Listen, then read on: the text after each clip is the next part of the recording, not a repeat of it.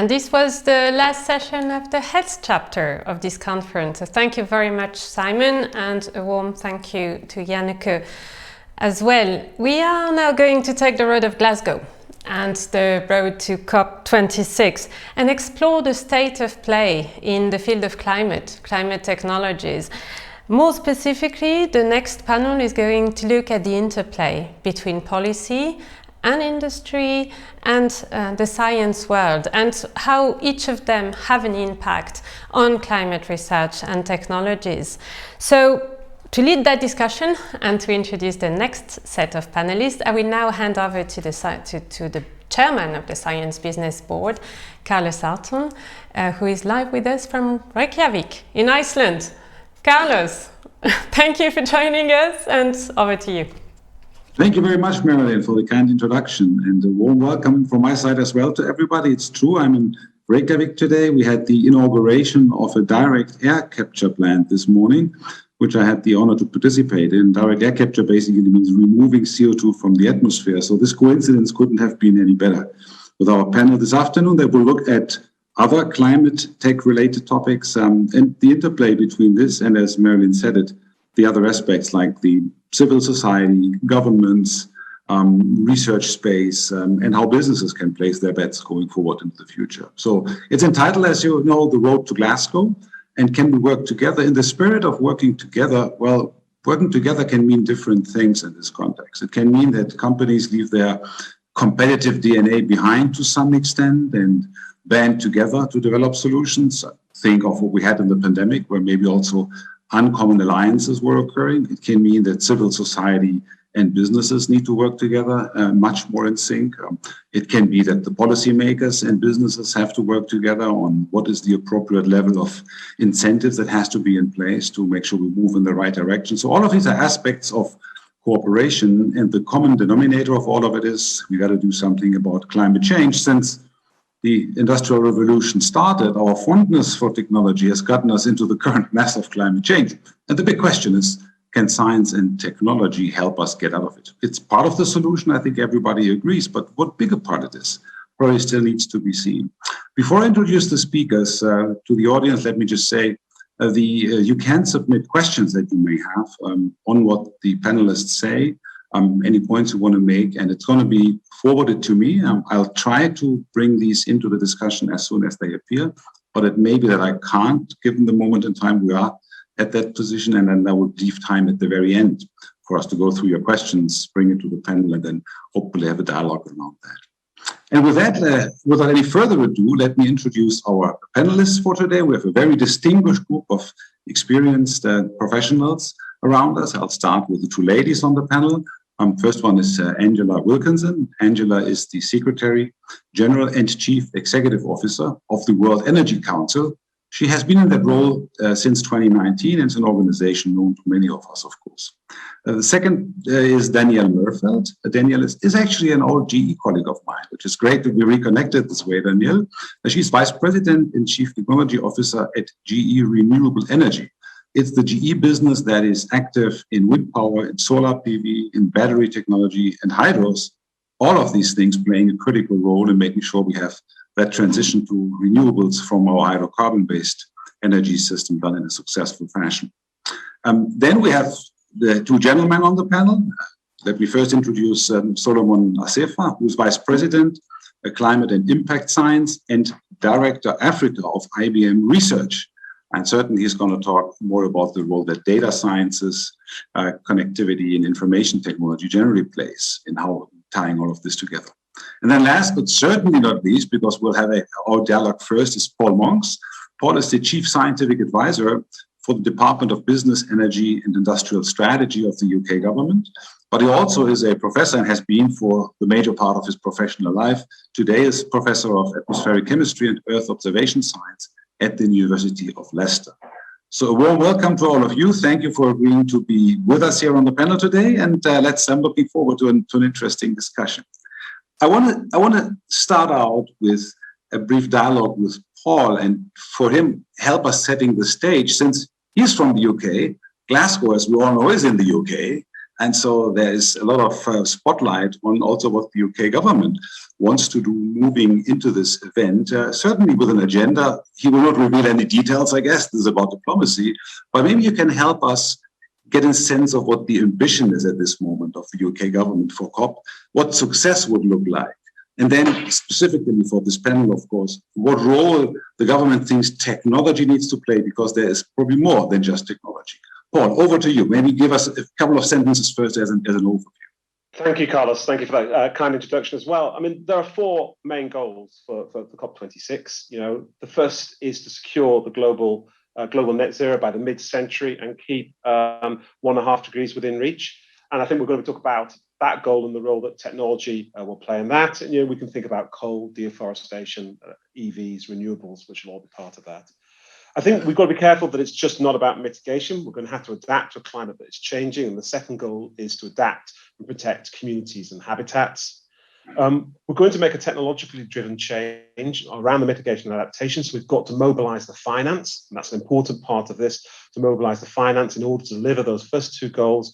And actually at the Paris, they were talking about 100 billion per annum of mobilized finance by 2020. So that's a part of it. And interestingly, that the fourth clear goal of the COP is the working together. It is about business, government, and civil society working together, as you said in your introduction. And it's a real goal and an actual genuine recognition that no single party can achieve or deliver the net zero goal embodied in the first objective. So what is the role for science and innovation in this? It's absolutely critical. It's technologies deployed now. It's technologies that we're going to be deployed in the future, but it's also technologies deployed by people. And I think we've got to recognize that it's part of the story is behavior change alongside technology. And science and innovation are going to be critical delivery agents for that vision of global net zero by the mid-century and staying within target of 1.5 degrees, keeping that within reach. So that's a broad introduction. I'm happy to pick up on the science and technology piece a little bit more if you want, Carlos. Yeah, thank you. I mean, you said science and technology. If you just look back a couple of months, and I mean, we're right in the midst of it still, in the pandemic, right? We have seen that, in a sense, science came under pressure to some extent, not because they made mistakes, but for some reason, the broad confidence that the public seems to have had over many years in what the scientists say is probably pretty much as close to truth as you can get. That seems to have taken a hit in some respect. I think we've seen it in the climate sciences to some extent. Are you concerned that scientific advice is not taken, I would say, as much at face value anymore as it used to be because of current experiences, or would you say that's not a risk? Well, I mean, I think science is not always certainty, and I think people often want certainty. I think we can be certain that climate is changing. I think the science is unequivocal on that, and I think that the COP, for me, is that transition from talking about attributing is there climate change to saying absolutely there needs to be action. And for me, we've got a real tipping point around this. To your broader question about trust in science. See, I take a view as somebody who's been a science advisor, delivering science advice to ministers in government. Never has science been more listened to. So I don't sense that same mistrust. I look at the vaccines and I look at what will be a global success, and I look at the timescale that science was able to mobilize to support the pandemic. And I think the way that science is also going to support the pandemic recovery. And I think one of the interesting questions we could challenge ourselves around is if that's to be a green recovery. We've got a chance actually to build back cleaner and maybe better than we had. And science has got a clear role in laying out that vision. I think where science has been lacking in this area, frankly, is it's been too easy to tell people what the problem is, and not that easy, and it's not been so good at telling people what the solutions are. I think science for solutions is going to be really the next push that we should make. Yeah, you also mentioned the aspect of cooperating and doing it together. Mm-hmm. Now, there's opportunity in it, but there's maybe also sometimes threat. From a company standpoint, you might be worried about, hey, do I lose market share? Is an IP issue somewhere? And so there's all kinds of reasons why individual actors have a maybe more limited approach, opportunistically partner, but fundamentally try to be in control of their own destiny.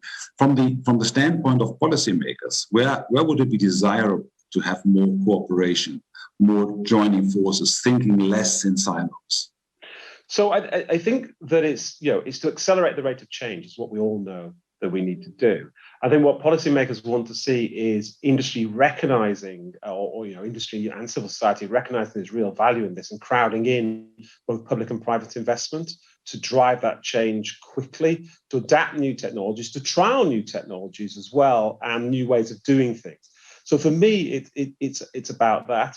I mean, in the international sense, COP will also see the launch of Mission Innovation 2.0, which brings together global governments and actually says, let's align our R&D money together, and train our national industries together in order to do that. And that's around power systems, shipping, and hydrogen, all of which offers opportunities. So I think there is a danger. I mean, I think it's a fair question, isn't it? Is it in a company interest? But I think the scale of the challenge means there's an opportunity, such a range of opportunities, that some of the issues that you're talking about actually pale in comparison, given the size of the opportunity.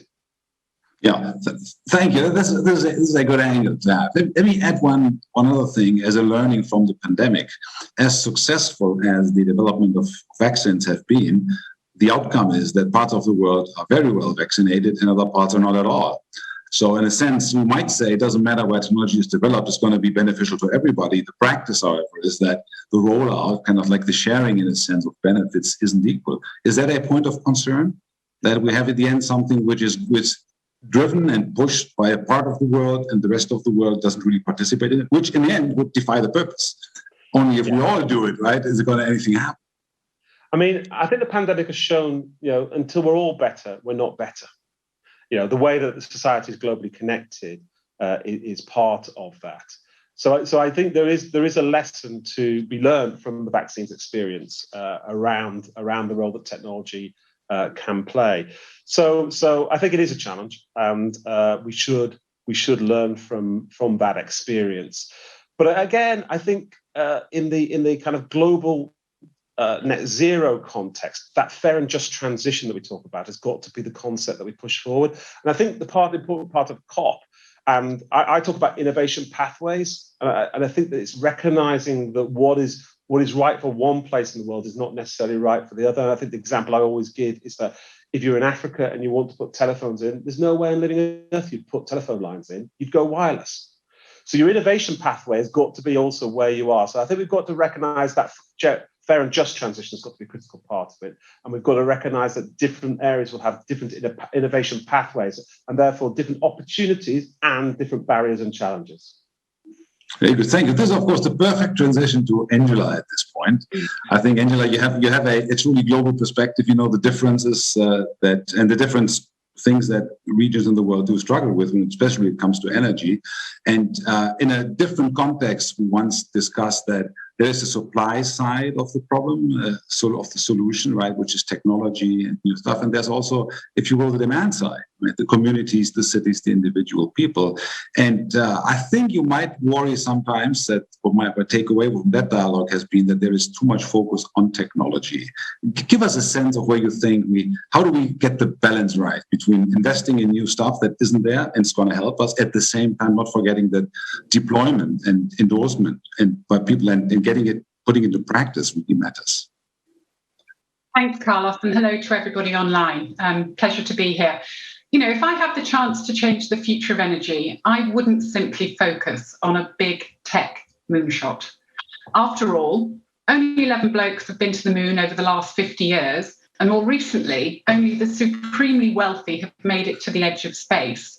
We need solutions for the many, not the few. You asked me to throw a few stones, Carlos. I'm going to keep going.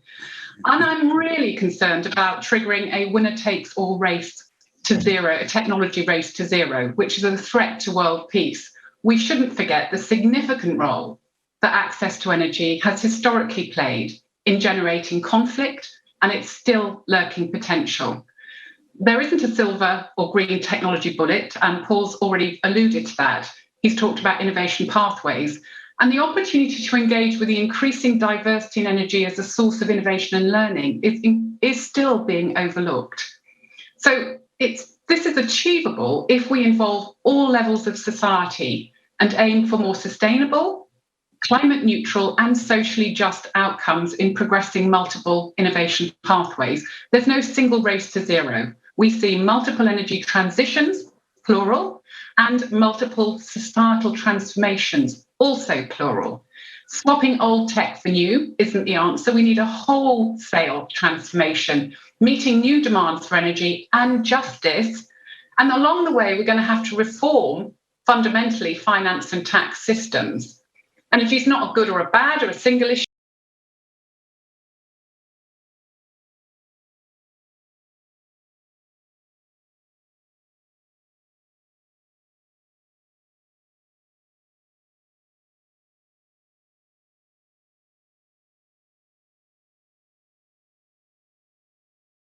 Future energy leaders bring a new and different mindset to the supply-centric, male-centric, top-down, techno-centric solutions of the 20th century.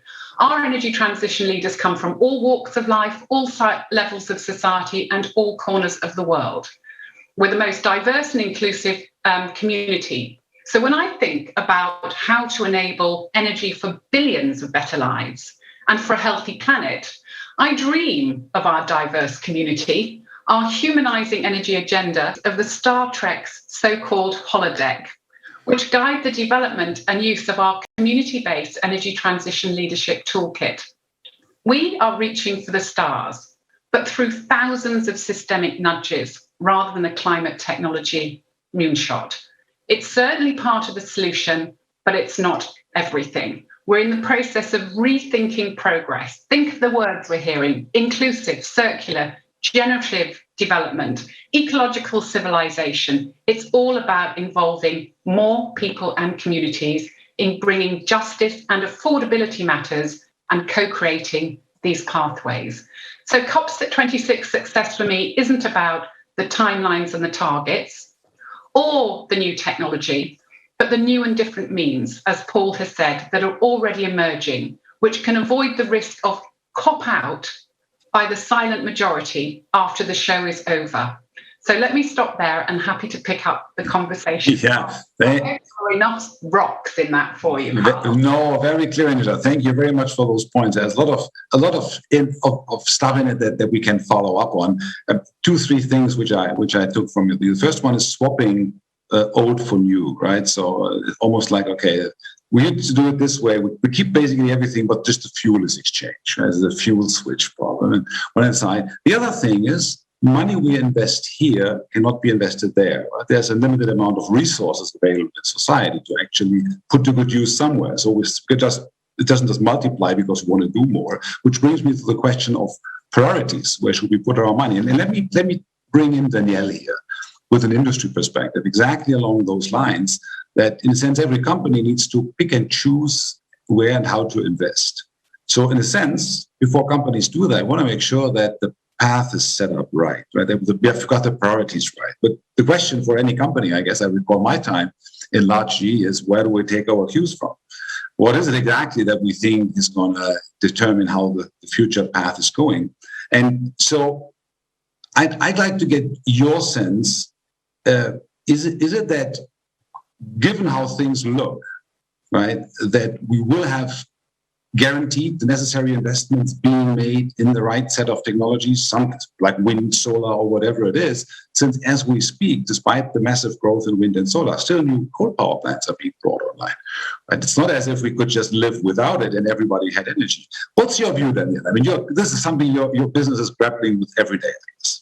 Oh, certainly, Carlos. And you make a good point about calling out wind and solar as something that has been under development for quite some time. We're fortunate that the cost of electricity from those renewable resources are some of the lowest cost electricity on the planet. So there's so much momentum and so much goodness, but it's in stark contrast to the fact that to really meet the needs of the energy transition, we would have to have a global enterprise of putting in, for example, wind farms at a rate anywhere from 3 to 5 times more than we do today by the end of the decade. And consistently over the next several years, we'd have to ramp up to get to that point. The idea of industries or companies, individual companies, investing in that ramp without the market signals there today is just not the way companies have been built to operate. So there's a balance of risk where, reasonably the industry understands the demand is coming and that the responsibility is there to serve that demand and to help drive the energy transition. But there is a lot of open questions about how to best collaborate across the industry. One example is supply chains. Building up these supply chains is not trivial, especially when we're talking about the magnitude of growth. If every wind OEM or developer has a different design using different components with different materials, that's a lot of dilution of brain power and investment capital and materials where, there's some opportunity at the industry level to collaborate and coordinate designs so that certain important components can be manufactured en masse and shared. It drives more resilience to our supply chains. It enables better scale, more local content. But that's something that's not, again, natural in an industry built on market competitiveness and always trying to be features that are better or different and standing out from the competition. It'll be an interesting paradigm shift to know, as we all logically do today, but we don't feel it in the market, that there's more than enough for all of us and that we all have to grow. And we probably can grow faster when we share that growth and when we collaborate and don't dilute our resources. Now, there are some things that I would say industry cannot do on their own, no matter how much we might be happy to collaborate and cooperate and share resources. And that has to do with removing some of the natural hurdles that exist in our industry around permitting or project financing, things that, again, have been built up slowly to replace the conventional approach. More financing mechanisms need to be available. More banks need to be comfortable understanding risk and returns. Governments need to be very clear about driving market signals so that those sales, if they're in a regulated industry, have a path, have a market assurance or more certainty than we do today. So, there's going to be risk both within industry, between that collaboration of the industry and governments or market development. But I think there's a lot of opportunity to collaborate too. And I'll say one more thing, because I've been talking about the electrical power sector, which is certainly a big part of the energy transition. But as we move to abate some of those sectors that are not currently electrified today, whether it's transportation or even the harder to abate sectors like fertilizer, hydrogenization, long haul shipping, we're going to need to think differently. So with electrification moving to EVs, we'll have to rethink not just how the grid operates with a high penetration of renewables on it, but how does it charge and how does it work with a mobile set of storage moving around on the grid? It's a very different dynamic than what we have today. And for the hard to abate sectors that might not be electrified, how many different solutions could and should we invest in so that in a decade, when that is a part of the reduction of carbon intensity that we can start to see and feel, we want to put our eggs in several baskets, but not 1,000. We don't have the resources to bet on too many ideas. So I think this is an area where there's going to be a mix of collaboration and cooperation, both within the industry and making it clear to governments and market signals what we need to be able to grow more efficiently. Yeah, thank you, Danielle. I mean, it's just as I mentioned at the beginning that I'm here at the inauguration of a small plant. And if you want technical solutions to contribute to removing carbon dioxide from the atmosphere at the gigaton scale, we would look forward to a 3-decade-long 10x per decade growth. Technically, it's feasible, but where are the signals coming from? Where's the supply chain coming from for all of this? And who reads the tea leaves early enough and smartly enough to make sure, I got it, right? It's going to happen no matter what. So I got to get ready. Enough examples are there that companies started out too early and fell flat on their face because the markets weren't there. Someone else took over and brought it to a success. So I think that's the point you make here is a very important one, I think, that companies have to make sure they don't risk the farm by saying, this has to happen, let's grow this all together. And when in reality, right, being off by a few years can mean life or death for that company. Thank you very much for that. Solomon, let me move over to you. Since you're coming not from the hardware, from the industry sector, you're really from the IT space.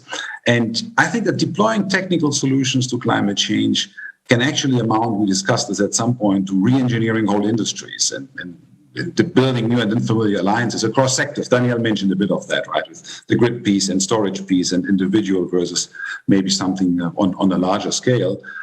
Chances are that this will put data sciences and information sciences at the forefront. But again, coming to boundaries and the lack of cooperation, we have seen that businesses are not all that willing so far to broadly share, out of very, very reasonable concerns. My question to you would be, what do you see as the solution to the challenge of, we have the opportunity to unlock enormous value out of data, but data sharing is by no means the norm today. Right? We have to get better at it. What are the incentives? And your company with your systems, you are in the midst of all of this. You're tying all supply chains together in some sense through software. Yeah. Thank you, Carlos. Let me just start by iterating a few very salient points that have been raised. I think from the pandemic, we have all learned that we're globally interconnected. And the lessons from there, for example, about the urgency of science and putting science at the forefront of decision-making is something that also applies to climate change. And I think there's another point that Paul mentioned, which is about accelerating the rate of change. And we call it, from IBM perspective, we call it accelerating discovery and accelerating science. And I'm mentioning all of this because it's really kind of changing the paradigm and changing how businesses and enterprises think about it, in the context of climate change mitigation and adaptation. For example, you mentioned that, yes, there are some industries that might have to be completely rethought, right? But we also believe that there's significant gains that could be made by, intelligently redesigning existing workflows, right? Let me give you some example, because the technologies that we need from AI perspective and others, they're already here. If you look at methane emissions, for example, right? At the moment, we have, satellite imagery and AI-enabled analytics that actually can be extremely useful to detect and proactively act on this methane emissions, right? Obviously, it requires collaboration. So that example, for example, does not really require any redesign. It's about applying the platforms and the AI systems that already exist and being proactive about partnerships, collaborations, and decision-making, right? Let's look also at some of the accelerated discoveries that's happening when it comes to materials for carbon capture, specifically at power plants, right, at point source emissions. If we look at the materials and processes that are being developed now, it's actually going to be easier to integrate them into existing facilities. Once again, that could be a massive kind of gain in terms of emission mitigation, right? Another example is from the adaptation or resiliency side, right?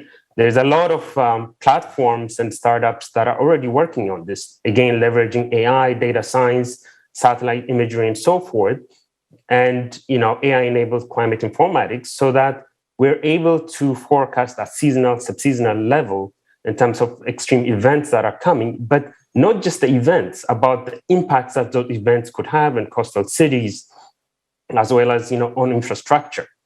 But the most important thing here is to realize that these platforms are already here, and they need to be integrated into the decision-making systems and tools that policymakers are using, or C-suite executives are using in their businesses, or chief sustainability officers are using. So yes, some industries will require complete redesign, as mentioned, for example, electrification of transportation. But there is significant gains that could be made in other industries by intelligently redesigning or integrating into existing workflows, right? But also, as I mentioned, I think the pandemic has kind of made us rethink partnerships. One of my favorite ones that I often mention is the MIT Climate and Sustainability Consortium, which IBM, helped get started.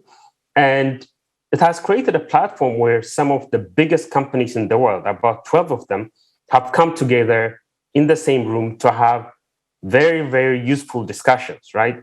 So that's a platform, for example, if you could have a chemical company working with a seed company, working with an agriculture company, working with a retail company, all of them coming together and thinking about, okay, what is the biggest problem that we want to solve? And how does data science, AI, or ICT, and all the platforms that exist today, how would it help us to drive mitigation, to drive resiliency, right? So I'm seeing a set of those examples where people are willing to come together, companies and enterprises are willing to come together, share data, think about IP, and create a common platform, because this is a massive problem. It's a global problem, and we need to act on it right now.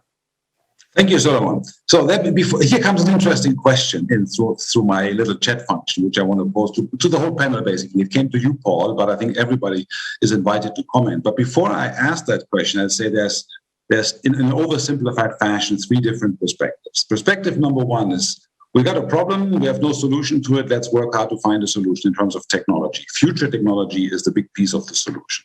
There's a second perspective that's, well, fundamentally, we've got so much already, it's the deployment of that's lagging, right? So, and you said that, Solomon, and Danielle, in a sense, we know how to build wind turbines. We don't know how to build as many wind turbines as necessary today. So, right, and the third aspect says, yeah, of course, technology is important, but it plays a side role. Really, it's all about behavior.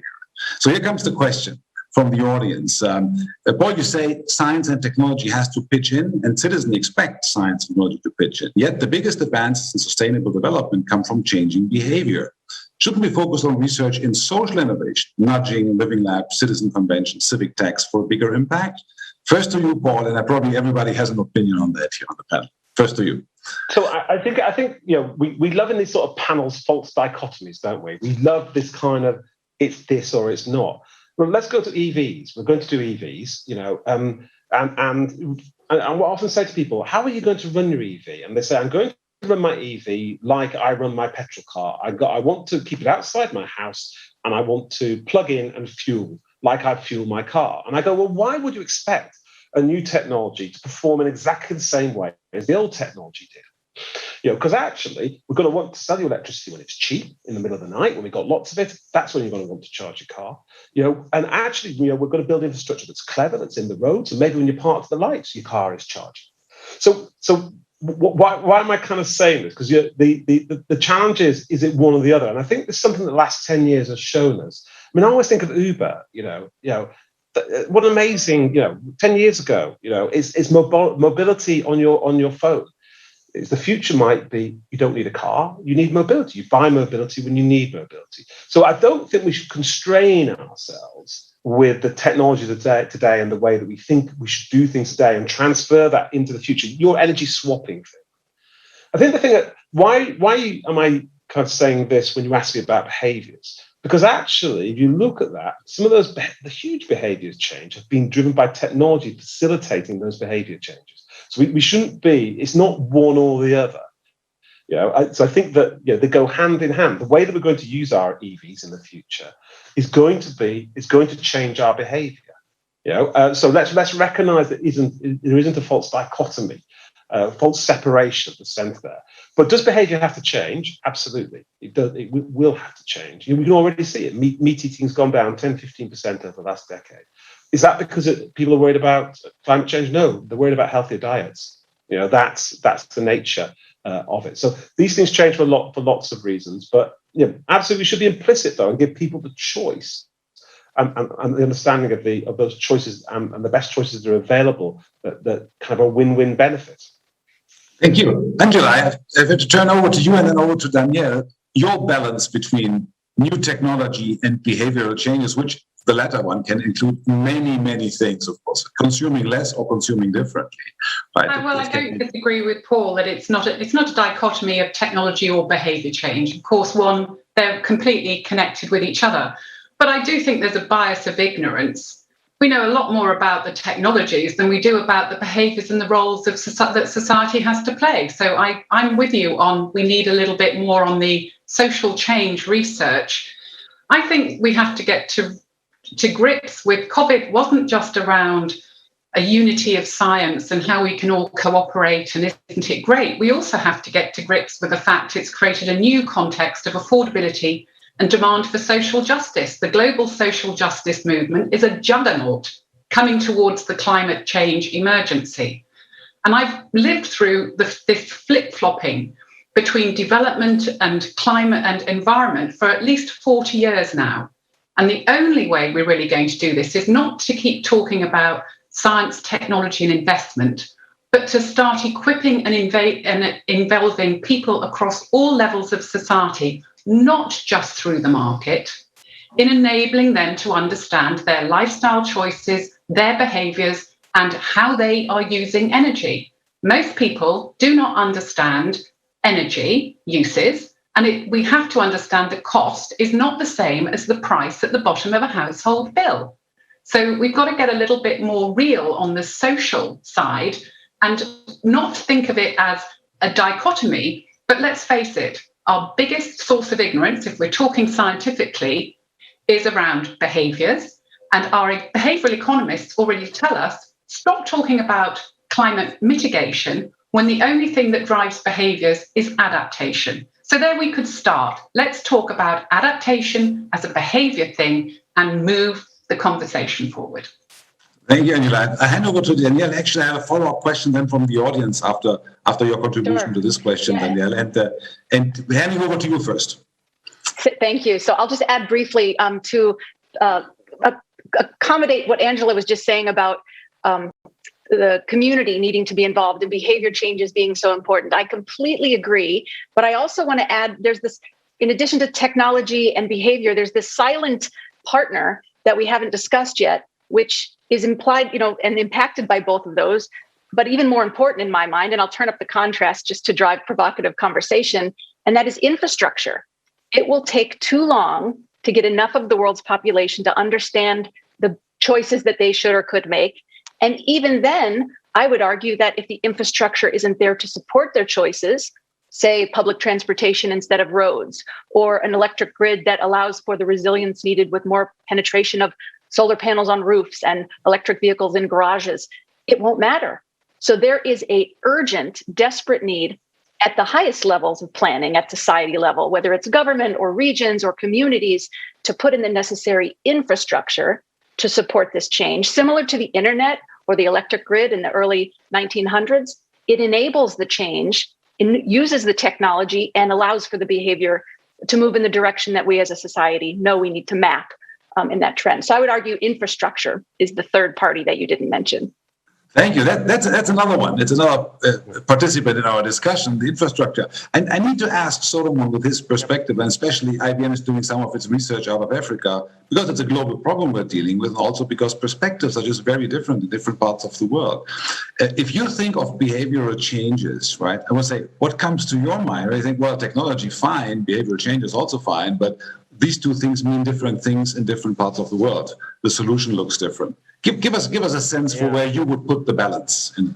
Yeah, I think, Carlos, there's a bit of a misconception, and maybe this is where much better communication about science and technology is going to be needed, because the way technology is developed has actually significantly changed in the past decade or even more, right? So, for example, I can tell you, when we develop platforms and AI-based systems, it's not just a bunch of scientists and technologists sitting in a room and developing these systems. We're very, intentional about making sure that the technologists, the AI scientists, are actually working together with behavioral scientists or a social scientist, even an artist, and someone who's actually out there deploying these technologies. And the way we do it is in a very agile manner, where we try something out, go out, try it out, pilot it out, get user feedback, on how it works. Is it fair? Is there bias in the systems? And bring all of that together so that, we put out something that makes sense. Of course, it's work in progress, but I just want to make that point that, there's a lot to be done, but that's how, at the moment, science and technology is being done, right? So it's really, uniting all disciplines and bringing them together to develop these technologies, right? Yeah, thank you. Point quickly, but I had a follow-up question. Very, very quickly. I have to pick a little bit of a fight with Angela about. Yeah, that's fine. That's all right. Because you said there's only one thing, and it's adaptation, and it's another false dichotomy. It's mitigation and adaptation. They've got to be hand in hand. There's not an either or here, in my view, because if you go adaptation, you're just saying the world will change and we'll change with it. And the world has got to be a better place for that change. So it's got to be mitigated and adapt at the same time. It's not an either or, it's an and, in my view. Yeah, so I use that opportunity to throw in another term discussion, namely not adaptation, but adoption. So here society comes in. And Solomon, you described how do I bring a solution to life by tying together a variety of stakeholders to make sure this is not an not an, I would say, someone's brainchild that never sees the day of life, right? Just, okay, great on paper, just makes no difference because nobody wants to implement it. I'll get to that point because there's another question that came. It's not about a new technology, but it's about an older technology. However, that is hotly disputed and in some parts of the world no longer followed. It's nuclear. So the question actually went to Danielle, but I think others can comment as well. The question goes like this. Looks to me, nuclear energy possible role is vetoed by activists ex ante. Get this, summer's casualties due to climate change in the developed world suggests CO2 can kill and much more than nuclear waste. Now, the question was, what's GE's take on getting nuclear and so on? Without going into the GE product philosophy, I much rather ask you, yep, there are solutions in a sense for some, but others don't want, right? The adoption piece becomes important. And we may run into similar situations with some of the renewable deployments, right? In Germany, it's getting harder and harder to deploy wind farms. What's your view on that, Danielle? You can start with nuclear if you want to, right? Sure. Well, I'll keep it very high level, Carlos. I would say it is a tragedy to imagine any carbon-free resource coming offline if it's not needed to. So all of the nuclear facilities that are currently running, I'm sure at some point end of life will happen and they'll need to be taken offline. But it's hard to see nuclear being taken offline, and if there's not enough renewable content to fill that gap, it will be moving backwards in a sense in terms of our march to reduce greenhouse gas emissions from the electricity sector. So that's one thing I would say as a group of concerned climate views, that's one thing we should try to avoid. Secondarily, the biggest issue with nuclear going forward is time. The permitting time, the development time to build new nuclear is not in the time frame to have the scale we need to be impactful. That doesn't mean that nuclear won't play a role, and small modular nuclear, which many companies, including GE, have a big stake in developing, could be a really important part of our future energy mix, and I believe it will. However, again, those permitting cycles, financing cycles, those are the things that we have to really focus on. Technology is there.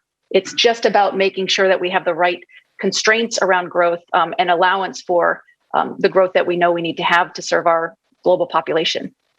Yeah, thank you. Exactly. The permitting piece. You might say these are elements of the solution post-2050. What needs to happen urgently cannot afford to have very long timescales. So, keeping things running that run well is one thing. Trying to bring in something new that has long permitting times is just inherently much more difficult to make part of the short-term fixes we need to put in place.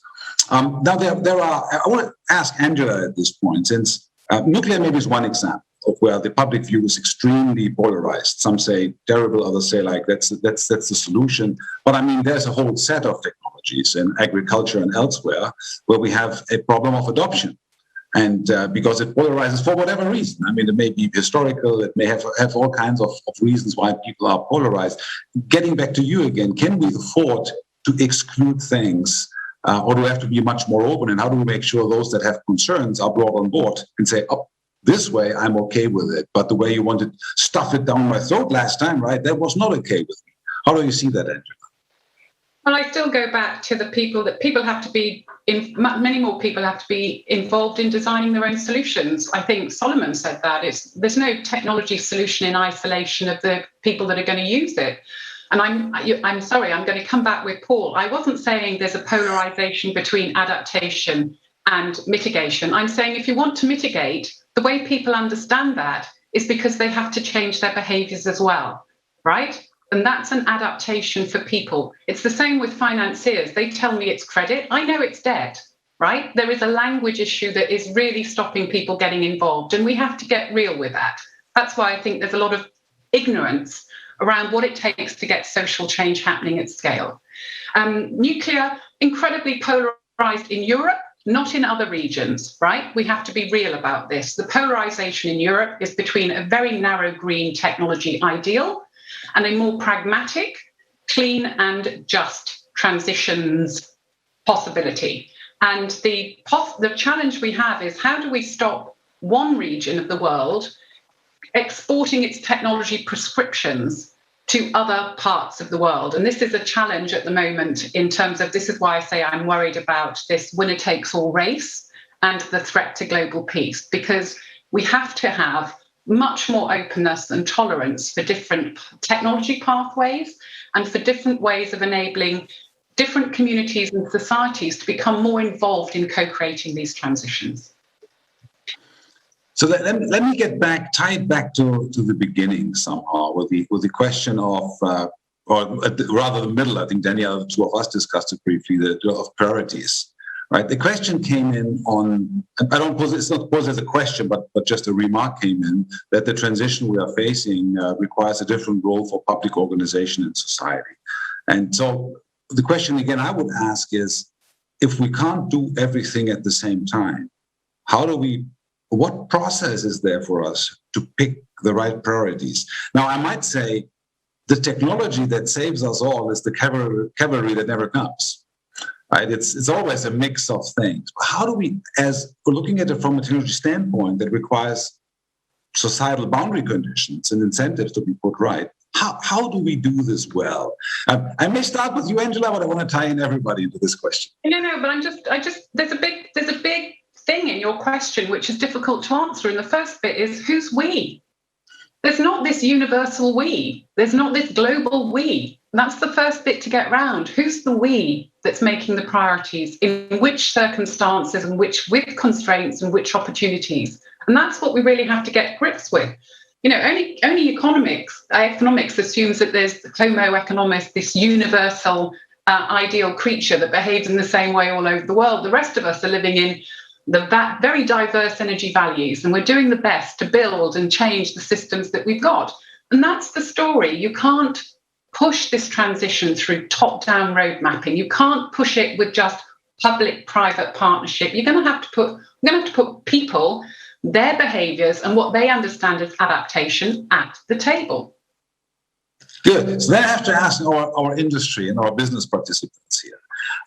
You might say, well, this is something which is not our pay scale, right? This kind of defining who is we, and I totally agree with you, Angela, that the we is easily said. But if you're like, who do you mean? Then, well, could be different people depending on the time of day or depending on who I talk to. What role can businesses have in this context beyond developing better technology? I think businesses in many cases can also be setting examples, can be pacemakers, right? Can actually initiate things. I start with you, Solomon. What roles can be, especially very visible, very influential and capable businesses play? Yeah.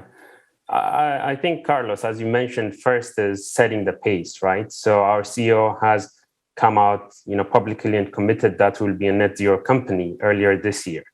And we've been very intentional about it for the last 30 years in terms of actual reduction of our own emissions and pollution and so forth, not just offsetting, but really dramatically decreasing our emissions and also making sure that we have much higher uptake in terms of renewable energy. So setting that industry trend is very important. That's the first point. The second point is, as a technology company, we actually work with almost, all industries and some of the biggest, 100 or so companies across the globe. So we looked at that and we say that, hey, leveraging some of the existing solutions that we have or our ecosystem has, there's significant gains that could be made in terms of reduction. If we look at their supply chain and, some of the ways that the enterprises are run. So this is something that we're driving hard, saying, if you integrate this into your own workflows, this is how much reduction you can have. This is how much better decision you can make. And it actually will help your business KPIs, right? So that's the second thing that we're doing. The third one is, again, leveraging these technologies, driving the point of resiliency and adaptation, especially when it comes to cities, right? So driving the partnership with government and cities and so forth, so that they have these tools in their hands, so that they make better decisions. They're proactive about, helping their citizens ahead of time. The last one, the big bet that we're taking for the next decade, is related to accelerating discovery in science. And in this case, we're specifically focusing on materials because we believe that there's a lot that could be done in terms of, fertilizers, batteries, and, carbon capture materials. And we believe that we have, AI-enabled simulations, quantum coming up online in 2 years, and, high-performance computing that we're uniting together because it's a hard science problem, but we believe that we're well poised to solve it if we have the right partnership with the right universities and government entities such as the Science and Technology Facility Council in the UK, with we have partnership. It's a hard science problem, but we think it's the right time to tackle something as big as this. So that's how we're dissected the problem and say, this is how we're going to go and attack it. Right. So, Danielle, I of course also have to ask you. You might say, "Well, look, I mean, we're building wind turbines and solar. We're already we're perfect, right? There's nothing else we need to do." No. This is not true, right? Yeah, I know. I want to head over to you. Of course not. Yes, thanks, Carlos. I think I'll speak personally, and then I'll open it up to the broader GE. One thing that I think I would guess every panelist here has become much more adept at talking about the mission and talking about the challenge in public. It's very much part of our educational mission to share what we're doing.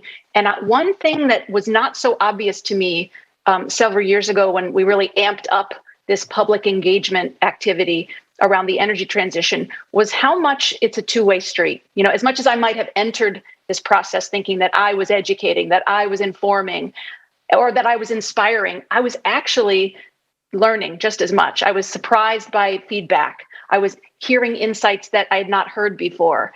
And when I really peeled the onion, and if we think more broadly about our energy community within GE, we serve utilities, we serve system operators, we serve independent power producers. Many of them are really held to account by public utility or public commissions or their own communities. So we're really listening through them to the people in their communities. And by doing that a little bit more directly, we were learning a lot. So I will say this, myself individually, us as a company have maybe entered this feeling like we could educate, we could inspire, and just as much value is coming from the learning and listening. We do have obviously great role models. Our company philosophy has been much more focused on humility and engagement. And that's sort of helped to change maybe how historically we would have approached the challenge of growth in this opportunity. And now we see it as a collaborative, not just with our customers, but with their customers. So I'll stop there, but I think that's been the big learning for us is that, we know maybe with a little more humility now that there's things we don't know still that we need to be listening for. Thank you. There's another question came in, which I want to introduce with a bit of thought of mine. At the fundamental level, if we just limit it to climate change, which is not the only environmental problem we have, but it's the one that's most visible. It's sort of like the one that indicates the state of affairs more so than maybe plastic in the ocean, as bad as that is. But climate change is something that very many people realize is immediately threatening to themselves to some extent. Now, the boundary conditions of the environment has still been that emitting CO2 doesn't really cost anything in most parts of the world or in most sectors. So here came a comment from someone here in the audience that said, climate change is the modern version of the tragedy of the commons. Or we may argue whether the tragedy of the commons really is a well-researched thing or whether it's more, I would say, a metaphor that has been developed. But for the last industrial revolution, it took over a century to resolve or at least mitigate its unacceptable consequences. Now the challenge looks even bigger and the time available is even shorter. So what's your vision or strategic thinking to attack this issue globally? And I brought up the thing before with the price of emitting that doesn't exist. Unless we change that at a fundamental level, there's everything we do just tinkering around the edges and trying to improve here a little bit and there a little bit, but not really taking the problem head on. Maybe I start with you, Paul. CO2 pricing at the end of the day in a robust form, isn't that the solution to all the problems? It's a solution to all the problems. I mean, I guess it depends if you believe the market is going to be the vehicle to deliver that. Because if you do, it's unescapable that carbon pricing is an important tool in that. But I think it's one tool. I think there's the policy levers. I think Danielle was pushing that as well. For instance, now we've said in the UK, 2030, we're not going to send any more internal combustion engine cars. Market transformation. Actually, it's a policy lever that will then drive large scale change in it. So I don't think I think carbon pricing lies at the core of it because in a sense you pay for what you value, and I think the point you're making, Carlos, is until you value something, it becomes a burden to industry, particularly carbon intensive industries. Their carbon costs. Will that drive them to adopt new technologies more quickly because it will drive down a cost for them? That's the sort of argument, isn't it, around that?